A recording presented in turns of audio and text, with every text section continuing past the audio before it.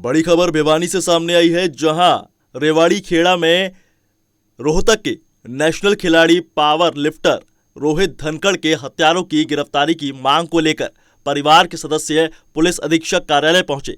वहीं परिवार के सदस्य रोहित को न्याय दिलवाने की मांग को लेकर तीसरी बार भिवानी पहुंचे हैं, जिसमें एक बार फिर रोहतक रेंज आईजी और 2 बार भिवानी पुलिस अधीक्षक से मामले में आरोपियों की गिरफ्तारी की मांग को लेकर फरियाद लगाई गई। आपको बता दें कि परिवार के सदस्यों का कहना है कि इतना समय बीत जाने के बाद पुलिस के हाथों अभी तक कोई खास और ठोस सबूत नहीं लगा है। दरअसल 4 नामजद आरोपियों के खिलाफ एक भी गिरफ्तारी नहीं हुई है।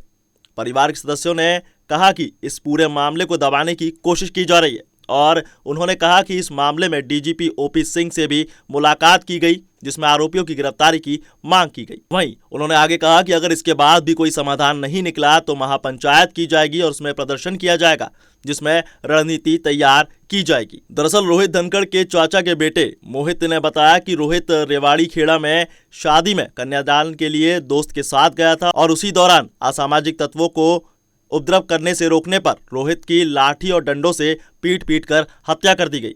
आपको बता दें कि जिसमें न्याय की मांग को लेकर कई बार पुलिस अधीक्षक भिवानी और आईजी रोहतक रेंज से परिवार मिल चुका है। इसके बावजूद अभी तक कोई भी गिरफ्तारी नहीं की गई है। उन्होंने कहा कि रोहित नेशनल पावर लिफ्टिंग में कई बार देश के लिए पदक जीत चुके हैं और आज देश ने एक खिलाड़ी को खो दिया। उन्होंने कहा कि अगर जल्द आरोपियों की गिरफ्तारी नहीं हुई तो एक बड़ा प्रदर्शन और पूरी रणनीति के साथ किया जाएगा। क्या कुछ कहा, आप भी सुनिए। नमस्कार। रोहित मामले में आज भिवानी में परिजन एसपी मिलने आया, ये इनसे बात करेंगे कि क्या बात है, क्या जी क्या नाम है रोहित के, क्या लगे? मैं रोहित के चाचा का लड़का, उसका बड़ा भाई मोहित धनखड़ बोल रहा हूँ। तो आज जैसा कि भाई हम सभी को दुर्घटना रोहित की निर्मम सभी को पता है, जो कि 27 रात को दुर्घटना हुई थी और पुलिस प्रशासन के पास हम बार चक्कर काट रहे, कभी एसपी ऑफिस के, कभी आईजी सर के, और अब फिर 2 बार से एसपी ऑफिस आए हैं और पुलिस प्रशासन के पास अभी तक हाथ खाली हैं। कोई मौखिक रूप से हमें संतुष्टि दे रहा है, जबकि इस मामले में करीब 20 व्यक्ति अपराधी शामिल थे और सिर्फ 4 आदमियों की तो आरोपियों की पहचान भी हो चुकी है मुख्य रूप से, तो उनके अभी तक कोई हासिल नहीं हुआ है। और शायद जो अपराधी है उनकी तरफ से पुलिस प्रशासन पर पॉलिटिकल इन्फ्लुएंस यूज़ की जा रही है, जिससे पुलिस प्रशासन अपनी जो कार्रवाई उसमें देरी कर रहा है या ढील दे रहा है।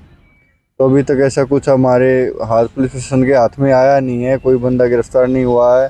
बस यही कहे जा रहे हैं कि भाई नज़दीक पहुंच गए हैं। तो क्या मांग करते हैं सर?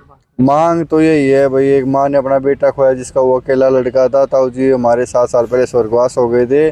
उसकी बहन की वजह से शादी की, जब भी कर्जा उठा के शादी की थी, घर में कोई आएगा साधन नहीं था। आपको पता है ये गेम भी जो है बॉडी बिल्डिंग पावर लिफ्टिंग कितना महंगा गेम है। तो बस यही है, पुलिस प्रशासन के अपराधियों को भाई जल्द से जल्द गिरफ्तारी की जाए और सख्त से सख्त सजा दी जाए, जैसे फांसी हो, एनकाउंटर हो, जिससे उन परिवार को भी पता चले कि घर में इकलौते अपने वारिस को खोने का दुख दर्द, भाई को खोने का दुख दर्द कैसा होता है। रोहित के चाचा जी हमारे साथ आइए, इनसे करेंगे एसपी साहब से मिले, क्या आश्वासन मिला एसपी साहब? एसपी साहब ने ये हमारे को ये आश्वासन दिया है, हम उनके नज़दीक लगे हैं, नज़दीक टीमें छोड़ी हैं, तो ये जो आश्वासन दे रहे हैं, क्योंकि बोले पैसा है उनका क्रिमिनल रिकॉर्ड है 2 का, ठीक है, बोले अलग तो उसमें टीमें निकली, क्योंकि 11 दिन हो गए, 11 दिन में इनका कोई हाथ नहीं आया। कड़ी को तोड़ना बहुत आसान है, क्योंकि उसके परिवार के सदस्यों को उठाया जाए, जो भी जितने भी क्रिमिनल हैं, तो ऑटोमेटिक पता चल जाएगा कि कहाँ बंदे छिपे हुए हैं। ये थे रोहित के परिवार के परिजन और इनका साफ तौर पर कहना है कि पुलिस प्रशासन जल्दी से हमारे अपराधी को पकड़े, अन्यथा हम अलग प्रदर्शन वगैरह करने के लिए मजबूर रहेंगे। जगबीर दुग्गल, पंजाब केसरी के लिए।